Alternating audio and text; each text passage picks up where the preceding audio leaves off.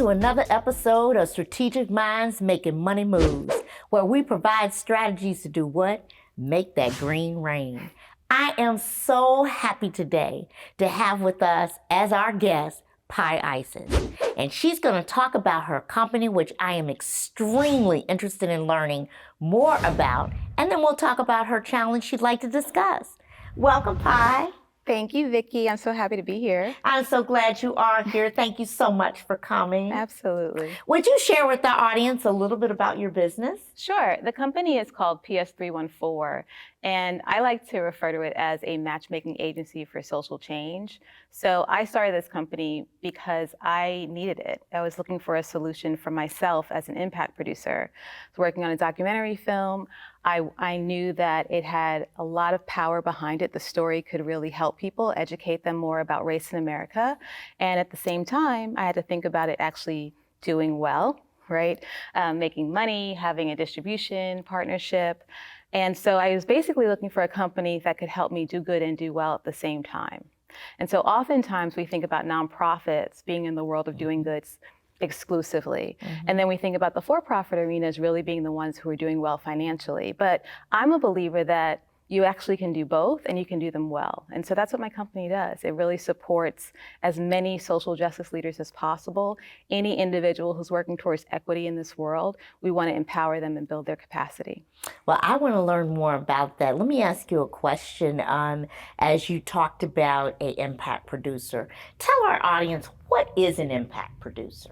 So an impact producer is really about identifying what the story is within a film, within any type of a project, but I was primarily focused on film work. And what you're thinking about is how this particular film or story can be helpful in some way in the world. You want to think about social good. So from my vantage point, I'm always thinking about equity. I mean, the world that we are living in right now, as we know, is inequitable, meaning that there are way too many individuals and communities that are disenfranchised. And a lot of that has to do with the fact that what we're doing is we're living in our siloed worlds where our reality is our reality. And so it's really difficult to understand gender justice if that's not your issue, reproductive rights if that's not your issue, disability rights if that's not your experience. And so as an impact producer, stories can really have a huge impact because you can't unsee it and you can't unfeel it. That's what art does, right? You have this experience that you walk through and it changes your mind sometimes. It changes your perspective. And I think of this as like a 3-step process. You may have never heard of this story before or this issue. So now you're engaged in some way. Or you have, but you don't really understand the context and then you're educated, right? But let's just say for the sake of argument that you're actually living this experience. So you're fully educated on the issue. But you might need this story to help you convince others to change policy, to change behaviors, and that you can use as an activation. So as an impact producer, you're kind of thinking of one of those 3 things to help an audience move the issue forward. So if you have, for a company perspective, is it that you're trying to educate the company on a particular issue to move the ball forward? Is that what you do when you talk to corporations? Well, what's interesting is, so I started the company thinking I'm only going to work with artists, right? Those are the ones who need me. I was an artist. I needed me. And then all of a sudden, I started to solve so many other problems. So my client base is actually for-profits who have a double bottom line, thinking about humanity, thinking about how we consider equity in our work, in our culture, in our practice, nonprofits who are really struggling, usually with one of 2 areas, money, finances, right? So that they can do the work that they need to do. And oftentimes the majority of people who are working in this space towards social good, social justice work are underinvested. So they usually have an operating budget of $500,000 or less. 78% of nonprofits doing this work have that. So, you know, I want to think about how do you really help them be sustainable? I guess the other wedge that we come into nonprofits with has to do with people. So it could be a cultural dynamic internally, or it could be that they're not really engaging the audience or community that they're serving. We try to think about their ecosystem as those who are impacted, interested, or invested. And then we have a community of social entrepreneurs, activists, and artists who are individuals who have really great ideas and they just don't know how to get from point A to B. So it's really about building a strategic plan for an individual as well. So we kind of run the gamut. It's really expanded over the last 7 years. So I had a vision, and then the work started to kind of breed even more, and it grew organically. Well, you know, what's really interesting about that is when you talk about a company, right? And I can see so many different fits. You know, we talk about equity within a company. We talk about, you know, in that issue of equity, how do I help a company understand that there is an equity issue, that there is an equity problem? How do we solve that equity issue? Right. And what do those steps look like? So it seems to me as though, as you're talking, those elements with where we are in the country today. That's right. Right? And all of the different issues that impact, you know, even when we started, you were talking before about, you know, reproductive rights, and you've got companies out there, or we're going to pay for you to go get care wherever it is. It doesn't matter. And then you have people that are like, no, we shouldn't. And being able to help understand, do you give both sides of the issue when you do this? Or is it normally that you're going in with someone that says, I want to show X? You know, it depends. Sometimes our clients know very specifically what they need, and others just have a pain point. And so what we think about is not only addressing the problem, but also leveraging some opportunities. And when it comes to equity, I don't bring my personal stake in the grass into the room. I am who I am. I'm very clear about my own lived experience. Look, I've been the only one in the room as a woman of color, and also in my generation. I started really young at very high level positions. And so I've had the opportunity to be the only one, and I've ensured that other people could also be in the room who were just like me. That was something that was kind of bred inside. But when I go into these spaces and I'm talking to my clients, it's not for me to define what equity means to them. It's to give them a safe space to explore not only what the problem is, but what were some of the issues that created and maintained that problem. So for example, you might ask me, this has happened several times, well, how do I diversify my staff or my board? You know, I want to have more people of color, let's say. Oftentimes it's like the look. Yes. Right. And so what I now say is, why isn't it diverse? Why hasn't it been diverse? You have to deal with that issue first. I like that question. We're going to take a station break. When we come back, I want to pick up on that. Okay. We're going to take a station break. We'll be right back. Strategic Minds, Making Money Moves with Vicki Wright Hamilton focuses on helping entrepreneurs to overcome their business challenges to help increase their bottom line. Each episode provides strategies for growth and transformation. Watch Vicki share her 20-plus years of experience as a corporate executive to help entrepreneurs level up.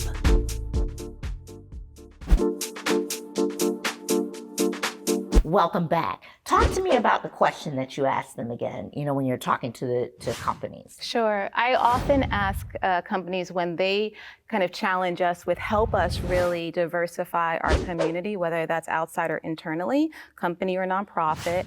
I start to ask them, well, why has it not been diverse throughout this time? Because that means that there's been a cultural dynamic that we have been comfortable with. And if you don't start there, then you are putting the onus of the solution on the individuals you're bringing to the table, and that's not fair. It's too much work for someone else to solve for you. You can say that again. You know, walking into the room when when you're brought in as the only, it is a lot of pressure and stress in terms of making that decision. And you have such an interesting business in what you do. What would you like to talk about today? Well, we are now 7 years old, which I'm very proud of. Congratulations. Thank you. We made it through 2020, which I was very happy about. That was year 5, and that was a tough one. We have completed 90 projects. We are in 15 regions around the country. We're virtually based.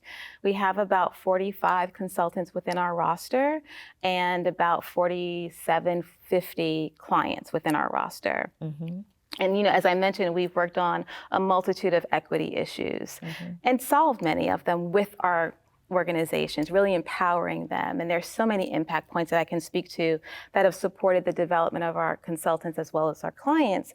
And my business model is one that addresses what I talked about earlier as it relates to many of our clients are operating with a $500,000 budget or less.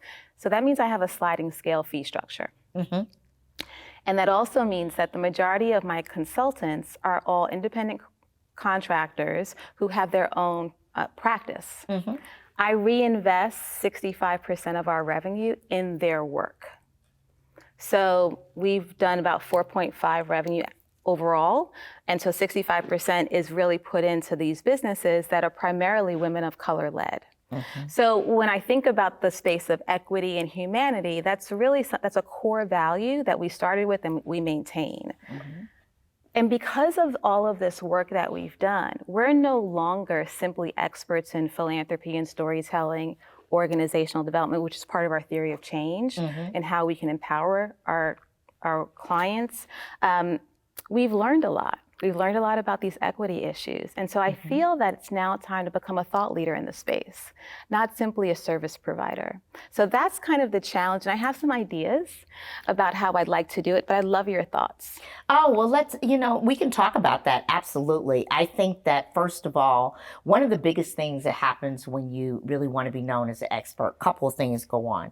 Either you write a book, you write a book, you put it out there, you're speaking about the book, that brand of what that book is about, the content is what looks at you as being an expert, right? You write a book. Number two, you do research and you publish research, right? Things that you found. And it's very interesting that you say, we have learned a lot.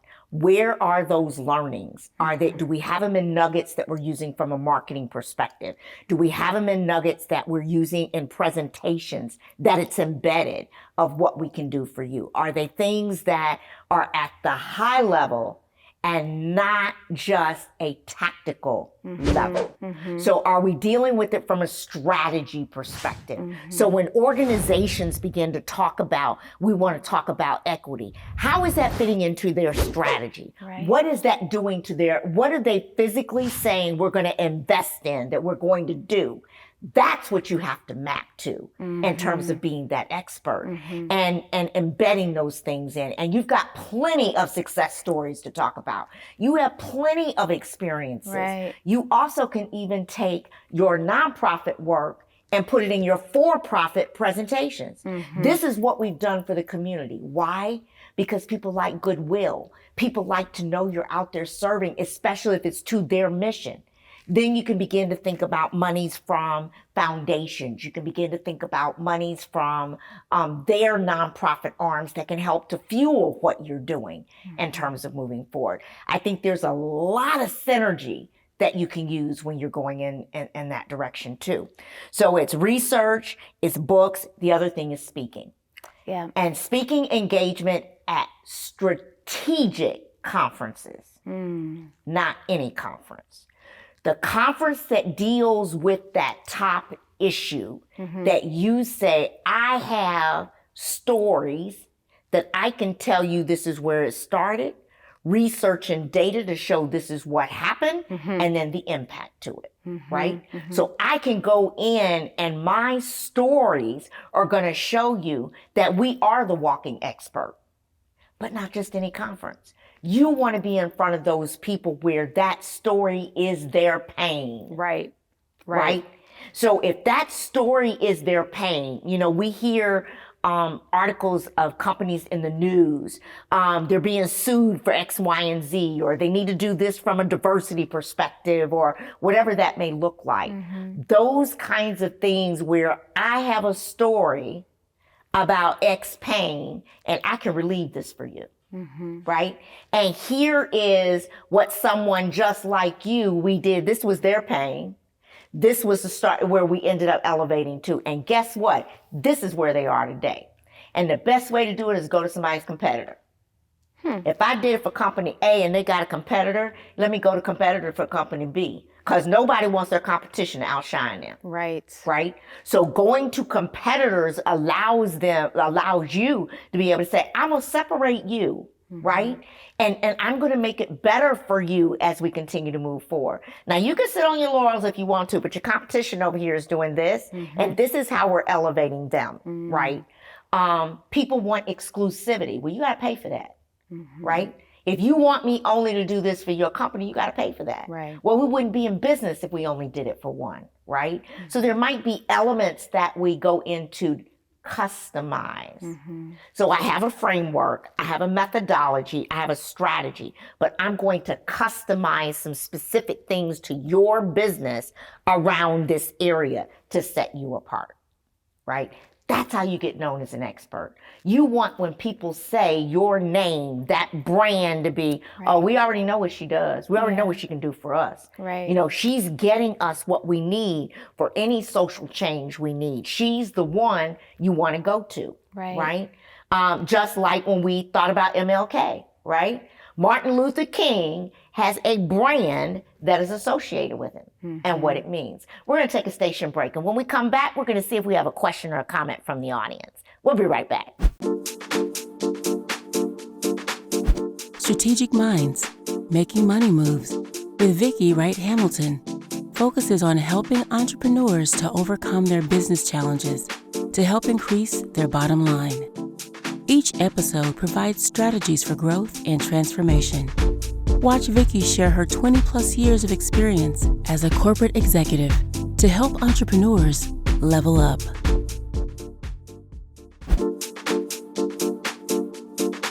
Welcome back. I am really enjoying this conversation. I gotta tell you. But one of the things as we begin to continue on talking about being an expert, I truly believe that when we talk about social change, and you talked about individuals as well, you know, as I was saying, MLK, Martin Luther King had a brand, and everybody knew that he stood for civil rights, equal rights for all. That's who he was. Right. What is your slogan that's going to be you?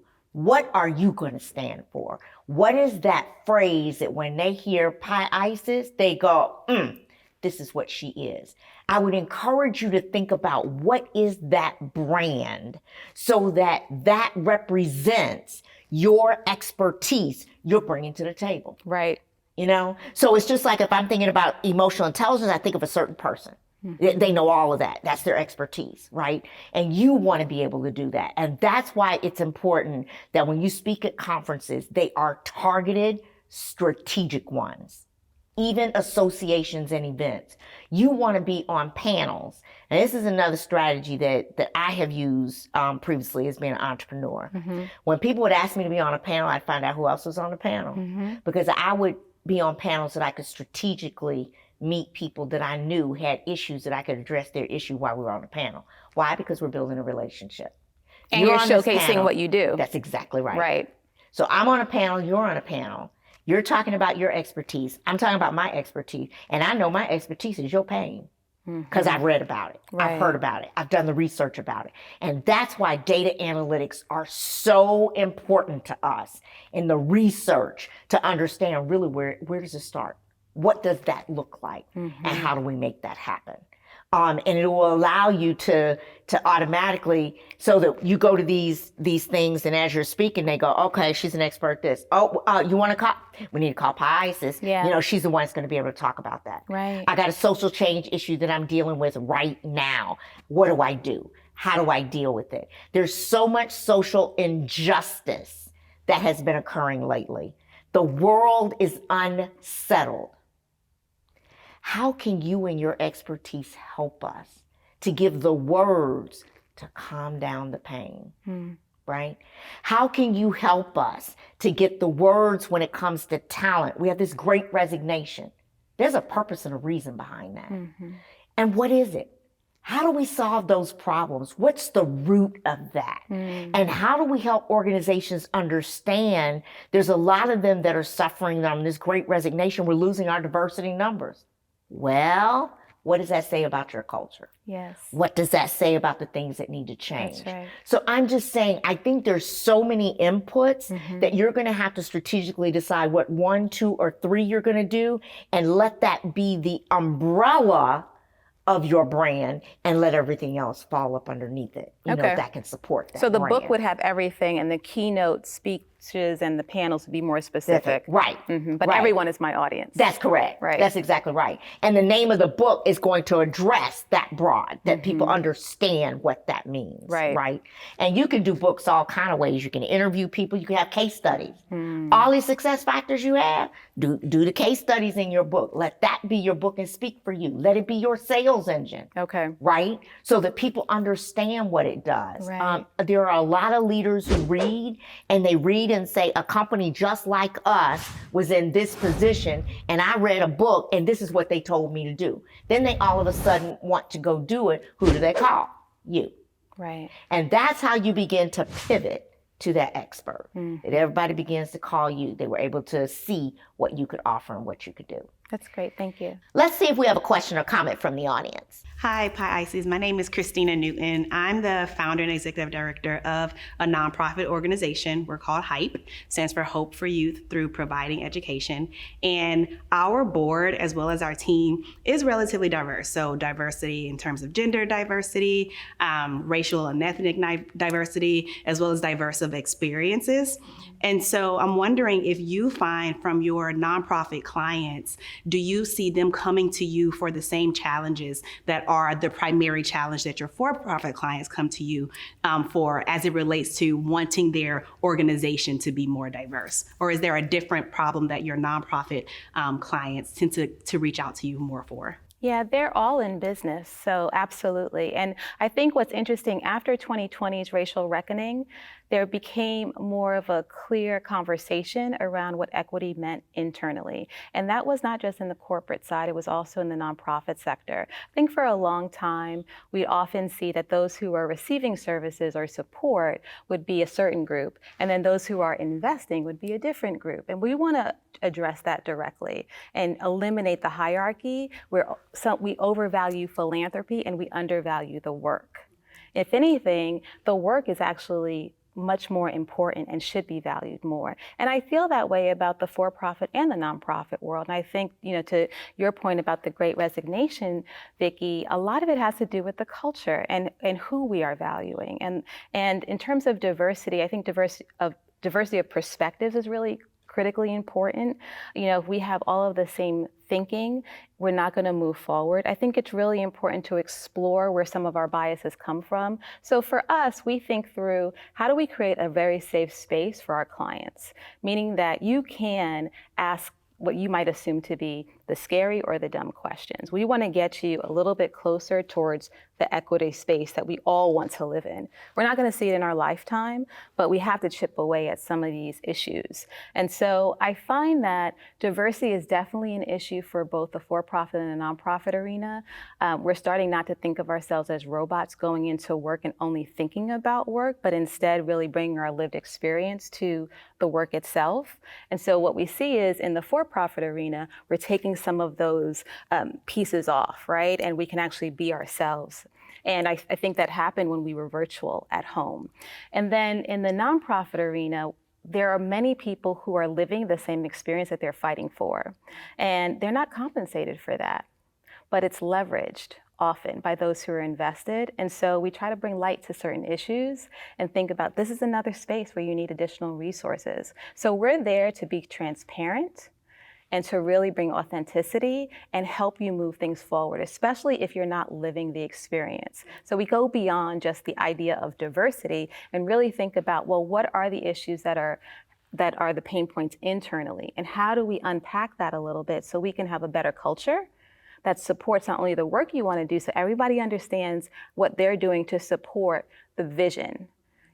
If you're an administrative assistant, if you're a grant writer, if you're the CEO, everyone has a place. And we don't want it to be hierarchical. We want it to be completely welcoming and that we really value everyone's input in the work. And so we do that with the nonprofit and the for-profit clients. Thank you so much for that. And thank you for your question. You know, I really love those insights. And you have such a phenomenal business. I just can't encourage you enough. Keep going. Thank you, You've Vicki. got this. You've got this. You're going to do great things. You're going to continue to do great things. Thank you. You're going to continue to make an impact. Don't stop. The world needs you and what you're offering. Would my audience please join me in thanking Pi Isis today? Thank you so much. Thank you. Thank you. Thank you so much for joining us on another episode of Strategic Minds Making Money Moves, where we talk about those strategies so we can do what? Make that green rain. See you next time.